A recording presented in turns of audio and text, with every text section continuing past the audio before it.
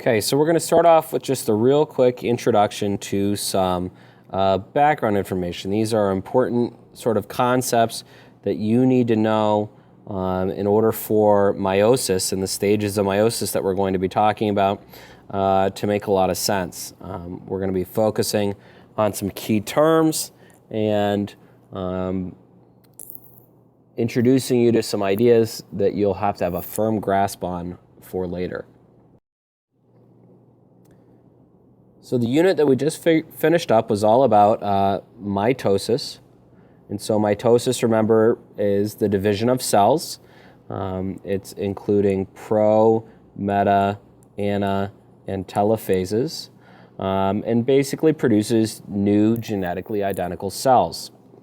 We see mitosis a lot occurring for the purposes of growth and asexual reproduction. In other words, making genetically identical offspring. This form of division is great at producing new cells quickly, producing new organisms quickly, but it's bad in the fact that it does not produce any variations, and so that's sort of a frowny face. No differences between individuals, and so you have to imagine species that reproduce asexually using mitosis have no variations that are produced among the individuals, so everybody's walking around and they're the same. And that can be a problem. So you could imagine situations, where you're a little cell and you're identical to all the other little cells, and they have a mutation, something that's bad, and you also have that same bad mutation, and so you both end up dying because you lack any variability. But what we are going to look at now is, sexual reproduction. So now we've got a third cell, and that cell, because it was produced through sexual reproduction, has variations, does not die. He's happy, and that's because of the uniqueness. Now, how do we get uniqueness? Where do these things originate from? And what we're going to talk about is that those unique combinations, things that make it so cells can be different from one another, those are arriving as a result of sexual reproduction. So in order to talk about sexual reproduction, we actually have to start talking about chromosomes again. Now, last time we were only concerned with the structure of a chromosome, and so we looked at the X-shaped structure of a chromosome during division. We talked about the centromere and the sister chromatids, okay? And we talked about how they're identical, the sister chromatids. So gene A is at the top on the left side, it's at the top on the right side. Gene B is at the bottom on the left side, it's at the bottom on the right side. And that these are split apart during division. What we're now going to look at, though, is we're talking about sexual reproduction, we have to add a whole sort of level of chromosomes, and that concept revolves around the homologous pair, okay? So homologous pairs are found in chromosomes in organisms that have sexual reproduction. And really, it's about not just that you have the sister chromatids, right, there together with gene A at the top and gene B at the bottom. But now we're going to talk about this copy is from your dad, okay? And so that's your dad's A and B. And you've got another copy from your mom. You've got another chromosome from your mom. And your mom has genes A and B also, okay? And she could have different copies of those genes or the same copy of that gene. It doesn't really matter. What the homologous pair is it's the pair of chromosomes, one from each parent, that contain the same genes, okay? And so over here we've got chromosome, let's just call it number 1 that you received from your dad, and chromosome number 1 that you received from your mom. They make up the homologous pair. So humans have 46 total chromosomes, right? We have 23 homologous pairs, which means you have 23 from your mom, chromosomes from your mom, and you got 23 from your dad, okay? And except for the sex chromosome, in all the other cases, as long as everything went properly, you should have the same genes present on each of those chromosomes. So the number 1 from your dad should have the same genes as the number 1 from your mom. And so this is just a look at a homologous chromosome. And what they're trying to show you is that during interphase here, you have 1 copy of each chromosome, right? So let's just say the one on the left is from your dad, the one on the right is from your mom. And this is how it would be in a normal cell in between periods of division. Now, during the S phase of interphase then, and during mitosis or cell division, you would duplicate each copy. So you'd have 2 copies of your dad's chromosome and 2 copies of your mom's chromosome in that typical X structure. Remember, we call those sister chromatids. And so now what the homologous pair is then is it's the pair of chromosomes, one sort of set of sister chromatids from your mom, one set of sister chromatids from your dad that contain corresponding genetic information, right? And so when you talk about you have a homologous pair, you're looking at something like the genes for eye color are present on both your mom and dad's chromosome at that location. So those are the chromosomes that correspond to one another, and that would be the homologous pair, okay? So the prefix homo, in this case, would mean same, right? So homologous, so they're the same version of the chromosome, or they are the same chromosome. And so this chromosome number comes up as we go through meiosis, because the whole point of meiosis is to make cells to pass on to the next generation. And so what meiosis does, it actually breaks up the homologous pairs eventually, and we'll be looking at that.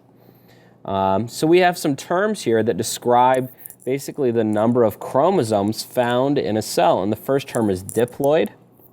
Now di, remember, is a prefix that can be associated with 2, okay?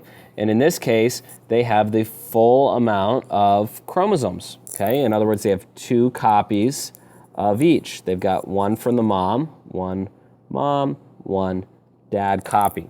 And then we call that diploid. It's the full set. Now, after meiosis, though, we can have cells that we call haploid, and I like to think of haploid as half. These cells have half the normal amount of genetic information, or half the normal chromosomes.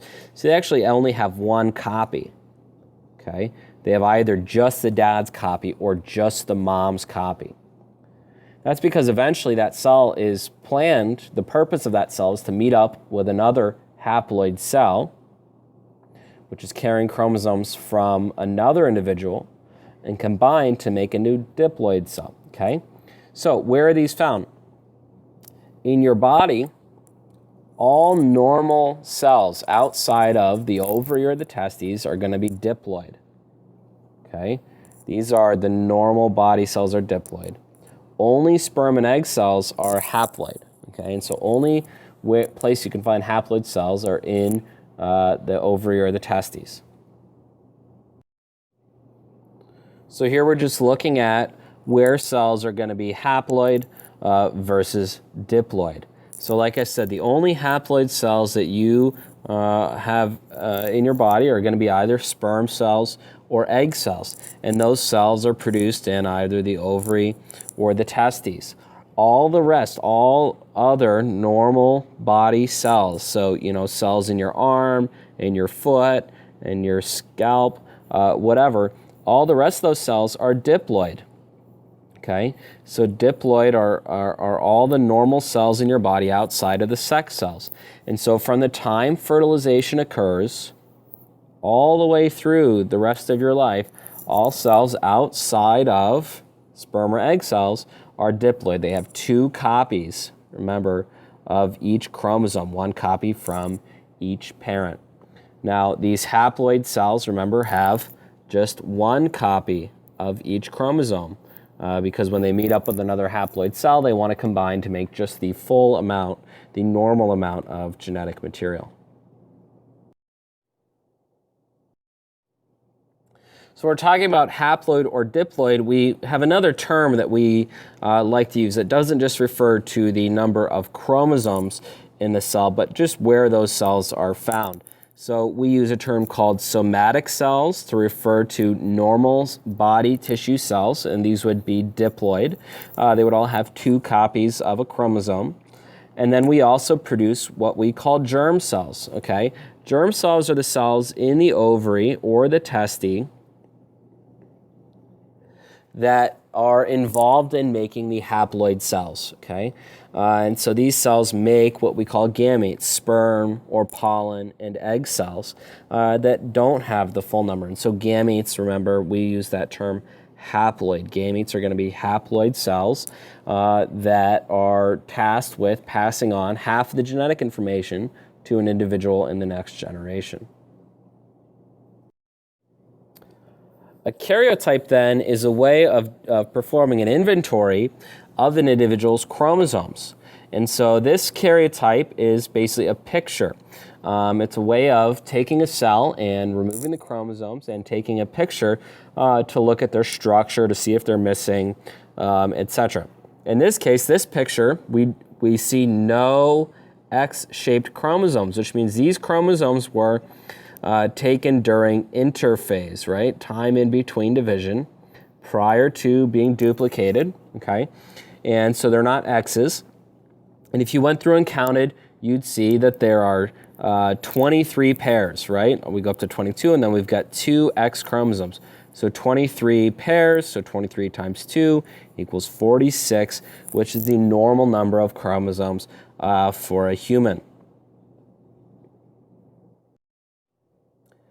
This picture then is showing you a karyotype for a female, okay? So humans have a chromosomal-based sex system, which is different. Some organisms have temperature-based sex systems or environmental influence sex systems. Humans have sex determined by chromosomes. And in humans, if you have 2 X chromosomes, which is what this individual has, that leads to female gametes. It leads to the production of ovaries and all the other secondary sex characteristics that are characteristic of human females. This picture then is highlighting a human male karyotype. You can see we have 1 X chromosome, and then we also have this little Y chromosome. So human males are XY. Still has 23 or 46 total, 23 pairs of chromosomes. But that little Y is the gene that turns male traits on in the developing fetus. So it produces testes, basically.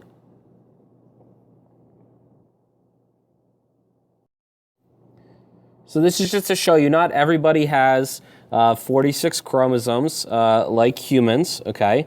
So here's a chicken, has 78 chromosomes, okay? Meaning that they would have, what is that, 39 pairs of chromosomes. So each hen and rooster would contribute 39 chromosomes to their offspring. Chimpanzees and potatoes both have 48. Some types of frogs, 26. Peas, 14. Fruit flies are one of the most studied animals for genetics because they breed quickly and stuff. They've got only 8 chromosomes. So compared to humans, a lot less volume of DNA. One of the things I want you to notice here or realize is volume does not equal let's say intelligence, right? So just because a potato has 48 chromosomes doesn't mean they're, smarter than a human that has 46. Chromosome numbers don't function in that aspect.